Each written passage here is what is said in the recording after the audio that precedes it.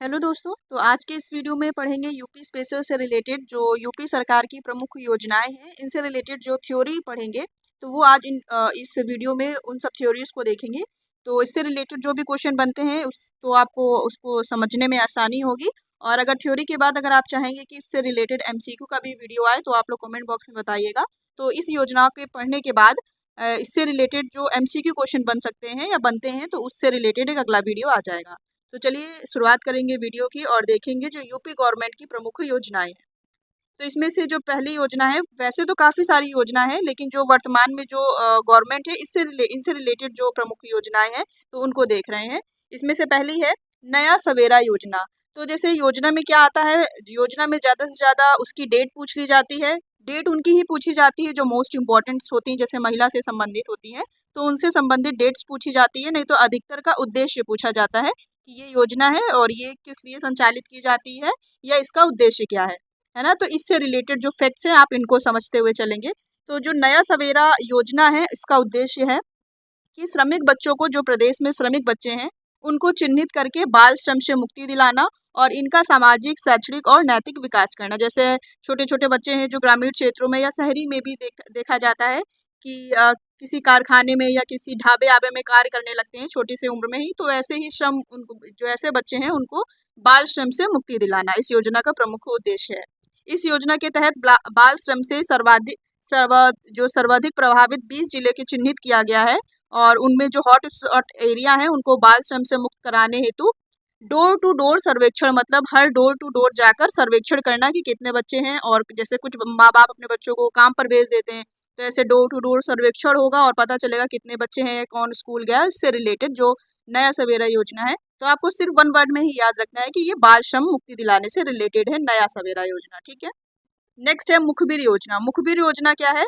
तो मुखबिर योजना की शुरुआत 24 जून 2017 से हुई है और इस योजना का जो उद्देश्य है राज्य में भ्रूण हत्याओं को रोकना है। मतलब कैसे? भ्रूण हत्याएं, जैसे कि माताओं के जो गर्भ में जैसे बच्चे या बच्चियां होती है तो लड़कियां, हो सकता है कि अगर होता है अधिकतर ग्रामीण क्षेत्रों में या अधिकतर शहरी क्षेत्रों में भी कि अगर बालिका हो या लड़की होती है तो उसकी भ्रूण हत्या कर दी जाती है। मतलब पैदा होने से पहले ही उनको हत्या कर दी जाती है। तो उससे ही रिलेटेड है राज्य में जो भ्रूण हत्याओं को रोकने से संबंधित मुखबिर योजना है। मुखबिर योजना में क्या होगा कि इसमें कोई ना कोई एक ऐसा व्यक्ति होगा जो अगर ऐसी घटनाएं हो रही होंगी भ्रूण हत्या से रिलेटेड तो उसकी सूचना देगा। तो उसको ही बोला गया है मुखबिर योजना। मुखबिर मतलब क्या होता है? इधर से उधर की सूचना देना। तो वही है राज्य में भ्रूण हत्याओं को रोकना, जिससे राज्य में लिंगानुपात बराबर किया जा सके और मामले के जो ऐसा जो व्यक्ति जो मामले का खुलासा करेगा, मतलब जो मुखबिरी करेगा, करके इधर से उधर की जो सूचना देगा, ऐसे खुलासा करने वालों को 2 लाख रुपए की इनामी धनराशि भी दी जाती है। तो ये मुखबिर योजना संबंधित है, आप याद रखेंगे, भ्रूण हत्याओं को रोकने से रिलेटेड है। नेक्स्ट है पंडित दीनदयाल उपाध्याय किसान समृद्धि योजना। इस योजना की शुरुआत 2017 में हुई थी और इसका उद्देश्य क्या है? पंडित दीनदयाल उपाध्याय किसान समृद्धि योजना। तो ग्रामीण क्षेत्रों में बंजर, बीहड़ और जो ऐसे जलभराव वाले क्षेत्र होते हैं उनको शामिल किया गया है ताकि उनका उपचार कर उनको कृषि हेतु उपयोग में लाया जा सके। मतलब ऐसे जो ग्रामीण क्षेत्रों में ऐसी जमीन है जिनका काफी समय से बंजर पड़ी हुई है, जिनका इस्तेमाल नहीं किया जा रहा है, उस पर खेती की जा सकती है लेकिन उसको इतना उपयोगी नहीं किया गया है कि वो बंजर और बीहड़ ही है। तो ऐसे क्षेत्रों को चिन्हित करना और उनमें नवाचार हेतु, कृषि हेतु उपयोग में लाया जा सके, उसका आधुनिकीकरण करना। तो इससे रिलेटेड है किसान समृद्धि योजना और उससे किसान उस पर खेती करेगा और अपना जो अनाज अनाज उगाएगा और उससे रोजगार मिलेगा, है ना। तो इससे रिलेटेड है पंडित दीनदयाल उपाध्याय किसान समृद्धि योजना।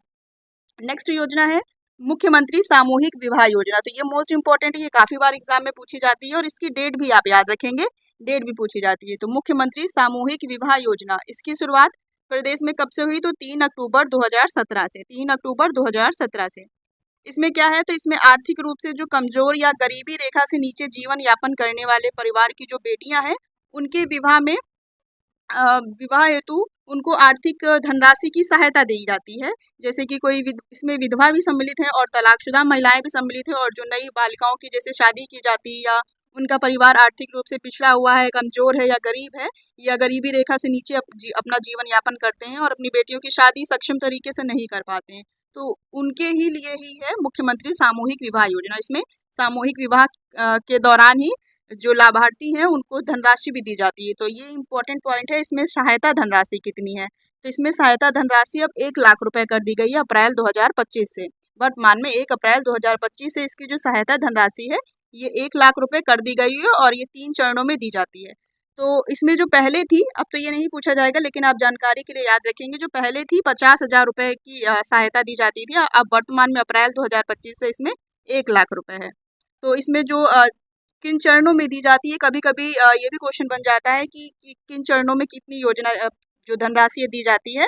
इसमें 1 लाख रुपए की जो आर्थिक सहायता कुल 3 चरणों में दी जाती है। इसमें 60,000 रुपए लड़की के बैंक खाते में, जिसका विवाह होता है बालिका का, 60,000 रुपए लड़की के बैंक खाते में, और 25,000 रुपए में कपड़े, उपहार और आवश्यक वस्तुओं के संबंध में दिए जाते हैं, और 15,000 रुपए की धनराशि शादी का जो आयोजन करने से रिलेटेड जितनी भी सुविधाएं होती हैं उनसे उसमें 15,000 रुपए दिए जाते हैं। तो टोटल कुल मिला के 1 लाख रुपए की आर्थिक सहायता दी जाती है। इसकी शुरुआत अक्टूबर 2017 या 3 अक्टूबर, पूरी याद रखेंगे, 2017 में हुई थी। नेक्स्ट है एक जिला एक उत्पाद। तो एक जिला एक उत्पाद योजना की शुरुआत, इसकी भी इम्पोर्टेंट डेट है, पूछी जाती है, 24 जनवरी 2018। 24 जनवरी 2018 एक जिला एक उत्पाद जो योजना है ये विशेष रूप से इसका एक अलग ही चैप्टर है, क्योंकि जैसे अपने उत्तर प्रदेश में 75 जिले हैं तो उनसे 75 जिलों के अपने विशिष्ट उत्पाद हैं जिसके लिए उन्हें चिन्हित किया गया है। तो उसका ही एक अलग ही चैप्टर है। अगर उस वीडियो को देखना चाहते हैं या पढ़ना चाहते हैं तो नीचे दिए जा रहे एक जिला एक उत्पाद का लिंक दिया जा रहा है, तो आप उस पर जाके उस पूरी योजना को देख सकते हैं। प्रत्येक जिले से संबंधित जो विशिष्ट उत्पाद है उसको उस पर लिखा है, और एमसीक्यू कुछ क्वेश्चन भी हैं, तो आप उसको उसमें नीचे जाकर लिंक पर देख सकते हैं। ठीक है, तो इसका जो उद्देश्य है बेसिकली, तो ये राज्य के प्रत्येक जिले में एक विशिष्ट उत्पाद की पहचान करने से रिलेटेड है, जिससे कि स्वरोजगार को बढ़ाया जा सके और उस पर ध्यान केंद्रित करके स्वरोजगार को प्रोत्साहित करना है और उद्योगों का विकास करना है। जैसे कि अब जैसे एक कोई जिला है, मान लिया कोई बरेली या कोई भी जिला है, तो उसमें या ग्रामीण क्षेत्र का हो या शहरी क्षेत्र का हो, तो उसमें उस जिले में जितने भी व्यक्ति हैं, मतलब उस वहाँ पर कोई भी जो अपना उद्योग स्थापित करना चाहता है, तो उसी जो जैसे कह सकते हैं लखनऊ है तो चिकनकारी के लिए प्रसिद्ध है, इसी तरह कानपुर या उन्नाव है तो वो चमड़े के लिए प्रसिद्ध है। तो इस तरह विशेष जो उत्पाद है अपने ही जिले पर उस चीज़ का उत्पादन कर सकते हैं, और जिससे उसको राज्य स्तर या राष्ट्र स्तर या अंतर्राष्ट्रीय स्तर पर उसको बढ़ावा दिया जा सके।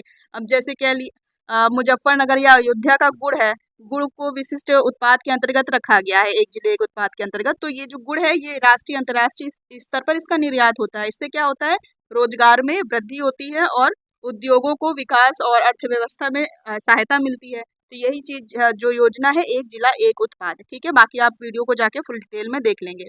नेक्स्ट इसी के ही तर्ज पर एक जिला एक योजना, एक जिला एक खेल योजना की भी शुरुआत की गई थी। जैसे एक जिला एक उत्पाद है, इसी तरह खेलों को बढ़ावा देने होती है। आप इसकी ये डेट याद रख लेंगे, दिसंबर 2022 से इस जो एक जिला एक खेल योजना की शुरुआत की गई थी खेलों को बढ़ावा देने हेतु। मतलब इसमें जो प्रत्येक जिले थे उसमें किसी विशिष्ट एक खेल को प्रोत्साहित करने के लिए ये योजना चालू की गई थी।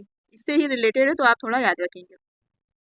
नेक्स्ट है मुख्यमंत्री समग्र ग्राम विकास योजना। ये जनवरी 2018 में शुरुआत की गई थी। बाकी सभी डेट नहीं याद रखनी है, हालांकि जो एग्जाम में लगातार पूछी जाती है उसको मैंने यहाँ पर येलो हाईलाइट कर दिया है, तो आप उसको विशेष ध्यान देंगे। ठीक है, इसका क्या उद्देश्य है, शहीदों के गांवों को शहीद ग्राम के नाम से पुनर्निर्माण करना, इन गांवों में बुनियादी सुविधाओं को विकसित करना, रोजगार के अवसर पैदा करना और लोगों के जीवन स्तर को सुधारना। मतलब मुख्यमंत्री समग्र ग्राम विकास योजना में जो ऐसे जो शहीद हैं जो उस गांव में निवास करते थे, अब उन गांवों को शहीद ग्राम के रूप के नाम से पुनर्निर्माण किया जाएगा। जैसे नहीं कहीं का व्यक्ति होता है या शहीद हो जाता है तो उस गांव का नाम उसी के, या रोड का नाम या पर्टिकुलर चौराहा या जगह का नाम उसके नाम पर रख दिया जाता है। तो इससे ही रिलेटेड है, गाँवों में बुनियादी सुविधाओं को विकसित करने, रोजगार के अवसर पैदा करने और लोगों के जीवन स्तर को सुधारने से रिलेटेड है मुख्यमंत्री समग्र ग्राम विकास योजना। बस आप जानकारी के लिए कुछ तो याद रखेंगे, जैसे कभी कभी उद्देश्य पूछ लिया जाता है या इनमें से कौन सी योजना का उद्देश्य ये नहीं है करके ऐसे क्वेश्चन आते हैं, तो ऐसे क्वेश्चन आप कर ले जाएंगे। नेक्स्ट है दस्तक अभियान। तो दस्तक अभियान क्या है, तो इस योजना की शुरुआत फरवरी 2018 में हुई थी और इसका क्या उद्देश्य है, तो स्वास्थ्य कर्मी द्वारा घर घर जाकर बच्चों और जो गर्भवती महिलाएं होती हैं इनकी जांच करते हैं इसमें, और उन्हें स्वास्थ्य और पोषण संबंधी रोकथाम और उपचार या जानकारी देने से संबंधित है। दस्तक अभियान आप याद रखेंगे, बेसिकली ये एक प्रकार की जो बीमारी है जापानी इंफेक्टाइसिस, मतलब जिसे दिमागी बुखार या एक्सकेट इन्फ्लाइट्स सिंड्रोम कहा जाता है। बेसिकली उससे रिलेटेड है, उसके रोकथाम से रिलेटेड है। ठीक है, दस्तक अभियान जापानी या दिमागी बुखार से रिलेटेड ये दस्तक अभियान जो शुरुआत की गई थी फरवरी 2018 में। ठीक है, नेक्स्ट है मुख्यमंत्री युवा स्वरोजगार योजना। तो ये क्या है, इसकी शुरुआत सितंबर 2018 में हुई थी। कब हुई थी? तो मुख्यमंत्री युवा स्वरोजगार योजना की शुरुआत सितंबर 2018 में हुई थी। इसमें प्रदेश के जो शिक्षित युवा हैं जिनकी उम्र 18 से 40 वर्ष है उनको स्वरोजगार के अवसर उपलब्ध कराना और योजना के अंतर्गत उद्योग स्थापित करने हेतु उन्हें 25 लाख रुपए तक का सेवा क्षेत्र हेतु और 10 लाख रुपए तक का ऋण बैंकों के माध्यम से उपलब्ध कराया जाता है। मतलब कोई भी ऐसा शिक्षित युवा है जो अपना एक उद्योग स्थापित करना चाहता है, स्वरोजगार के अवसर, जैसे अब एक गांव में अगर उद्योग लगेगा तो गांव के आसपास के लोग को स्वरोजगार मिलेगा, तो इससे रिलेटेड है। इसमें जो सरकार है इसमें सब्सिडी भी देती है और उनको प्रोत्साहन करने के लिए जो आर्थिक सहायता है ये सब चीज़ें देती है। तो ये उससे रिलेटेड है मुख्यमंत्री युवा स्वरोजगार योजना।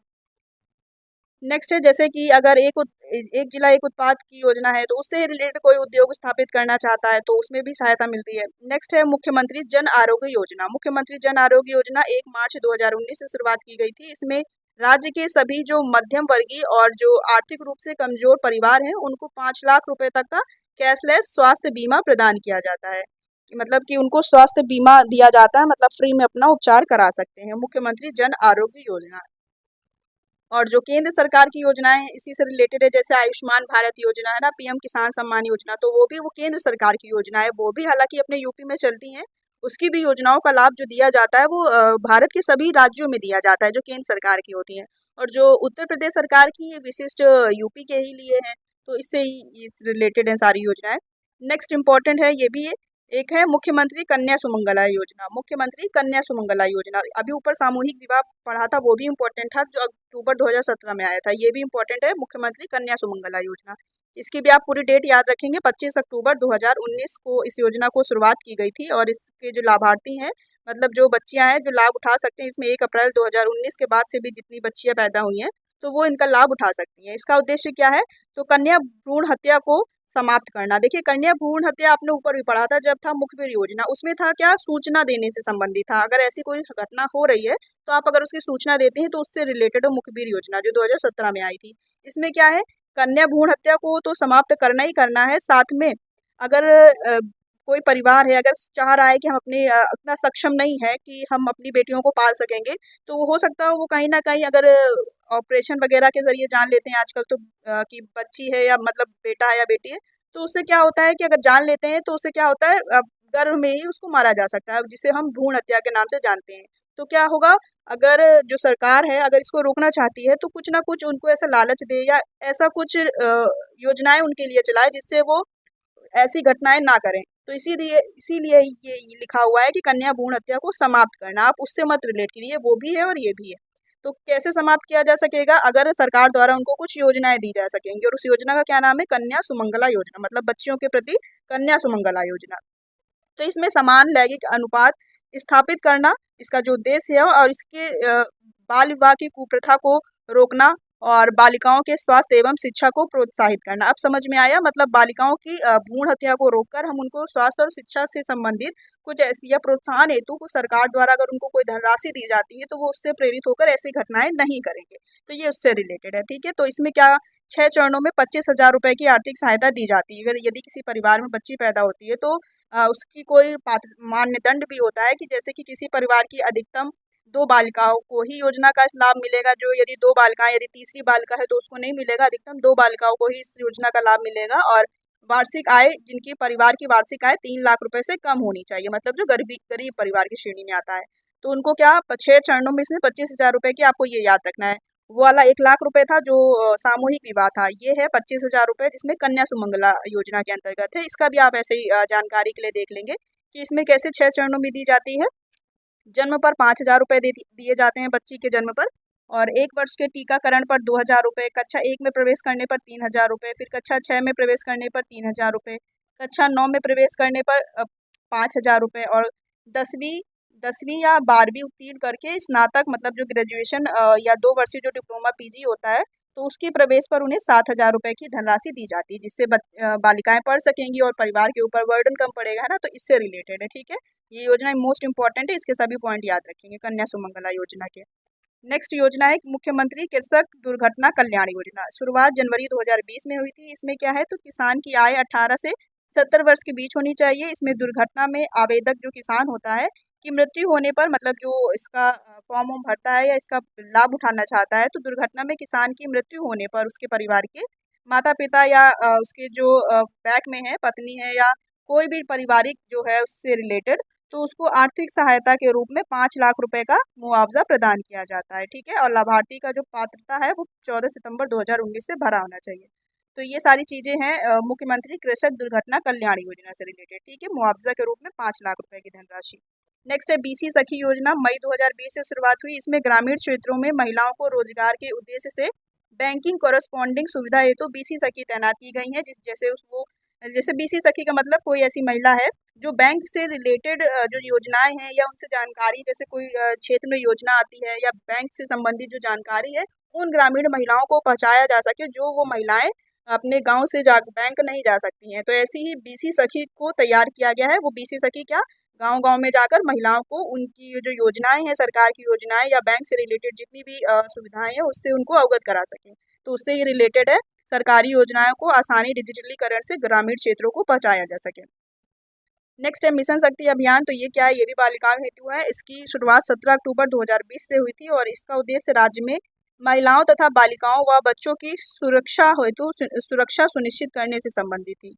मतलब कि क्या इसमें क्या जो पुलिसिंग होता है, जो प्रदेश उत्तर प्रदेश पुलिस है, इसमें कुछ ऐसी महिलाओं को तैनात किया गया है जो मिशन शक्ति अभियान के अंतर्गत कार्यरत हैं। उससे क्या करती हैं, मतलब ग्रामीण क्षेत्र हो या शहरी क्षेत्र हो, आसपास क्षेत्रों पे जाकर जो महिलाएं हैं या बच्चियां हैं जो डरती हैं या अपने घर से बाहर नहीं आ सकती या पढ़ाई के लिए जाने से डर रही, मतलब बेसिकली महिलाओं या बालिकाओं की सुरक्षा से संबंधित है ये योजना। मतलब मिशन शक्ति शक्ति महिलाओं को सशक्त बनाने से रिलेटेड है। ठीक है, सशक्तिकरण से रिलेटेड है। इसकी शुरुआत बलरामपुर देवी पाटन शक्तिपीठ से मुख्यमंत्री जी द्वारा शुरुआत की गई थी। और तीसरे चरण में निर्भया एक पहल 29 सितंबर 2021 की भी शुरुआत की गई थी महिलाओं एवं बालिकाओं की सुरक्षा सम्मान के लिए।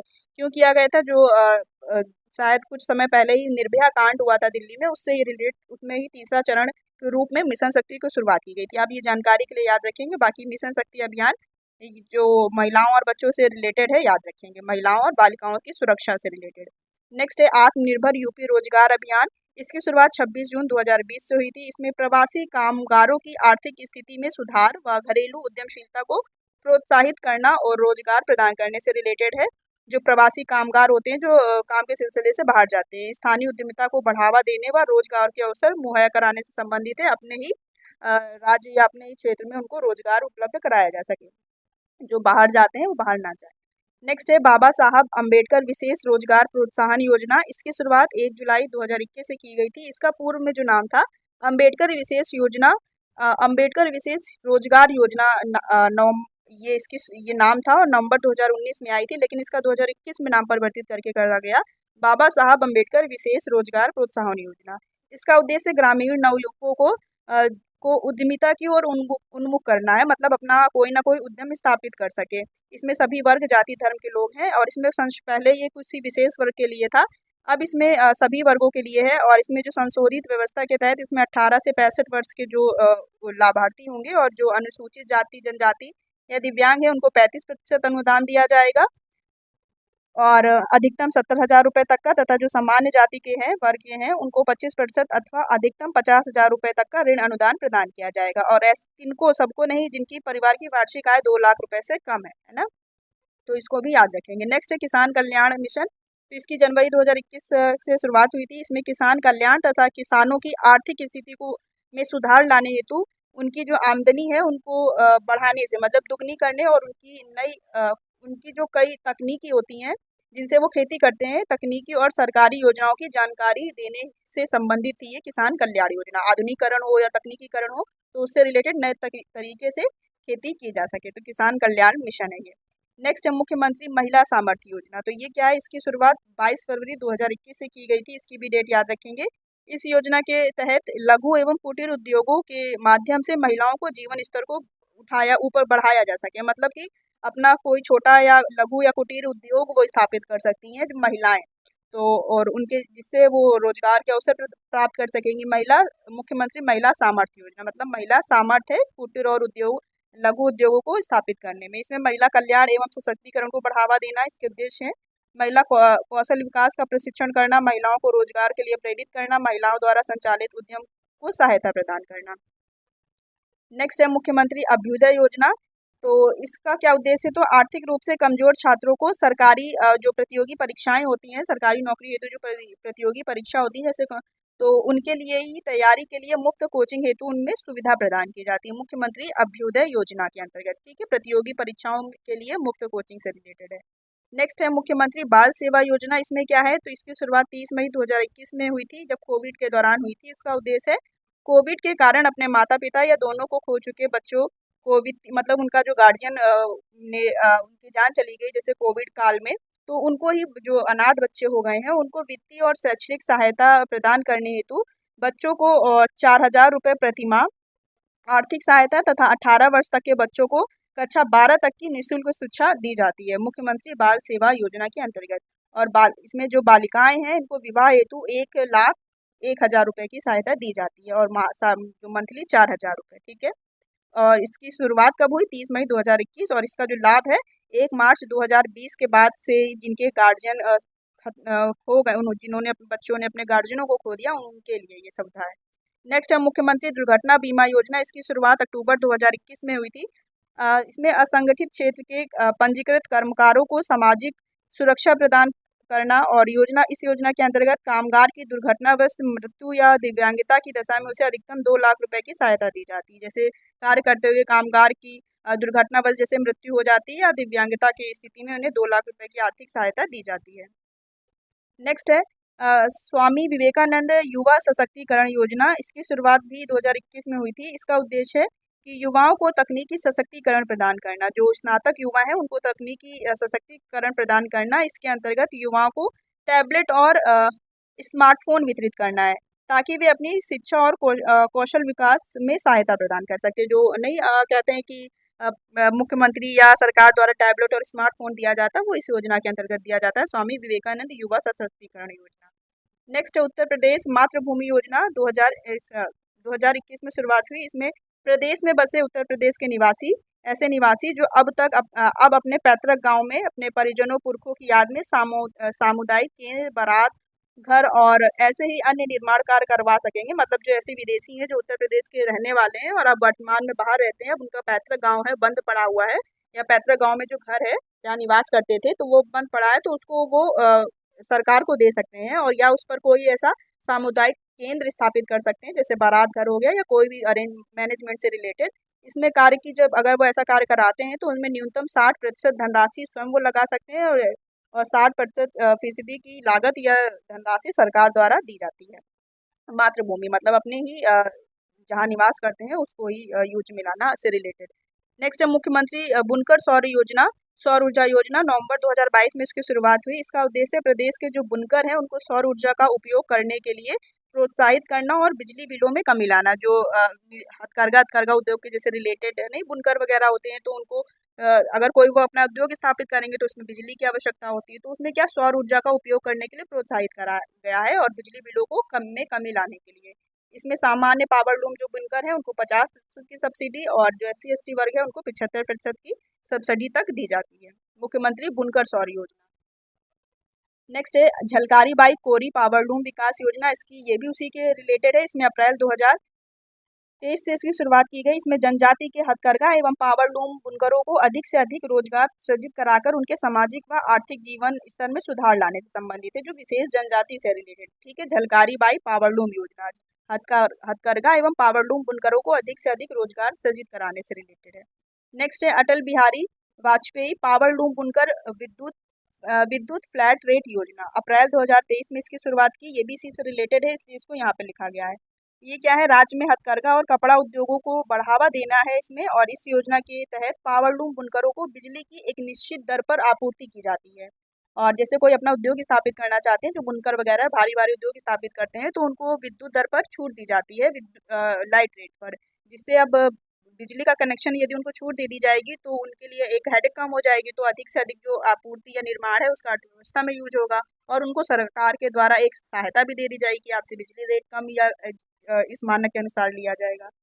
इसमें क्या है, तो 5 किलोवाट तक की विद्युत कनेक्शन वाले पावर लूम बुनकरों को फ्लैट रेट मासिक दर के आधार पर बिजली उपलब्ध कराई जाती है। मतलब इसमें रेट फिक्स कर दिया जाएगा कि आपका अगर इतना किलोवाट का यहाँ पर मतलब उत्पादन करते हैं तो बिजली का मतलब यूज किया जाता है तो आपको महीने में इतना देना पड़ेगा, चाहे आप उससे ज़्यादा यूज़ करें या चाहे उससे कम यूज़ करें। ठीक है, तो ये पावर ब्लूम बुनकर विद्युत फ्लैट रेट योजना है। नेक्स्ट है निषाद राज बोट सब्सिडी योजना।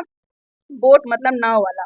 तो इसमें क्या है, मछुआरों को स्थायी आजीविका प्रदान करने तथा मछुआरों को 1 लाख रुपए तक की नाव खरीदने पे अनुदान दिया जाएगा। इसमें अनुसूचित जाति या जनजाति व महिला लाभार्थी के लिए 60% तथा जो सामान्य व पिछड़े वर्ग के हैं उनको 40% तक अनुदान दिया जाएगा। जैसे कि मछली व्यापार क्या मछली पालन करते हैं या इस प्रकार की जो ग्रामीण क्षेत्र से संबंधित जो आजीविका से संबंधित जो उनके कार्य होते हैं, तो उनमें जो जैसे मछुआरे हैं, अब उनको नाव खरीदने के लिए 1 लाख रुपए दिया जा रहा है तो वो क्या उससे प्रोत्साहित होंगे और जो गरीबी से जैसे गरीब होकर ही अपना जीवन यापन कर रहे हैं तो कहीं ना कहीं वो अपना कार्य करते हुए अपना जीवन यापन करेंगे। इसके लिए सरकार उनको सहायता भी दे रही है कि चलिए आप ठीक है, इस तरह की योजना का लाभ उठाकर अपना आजीविका खुद से चला सकते हैं।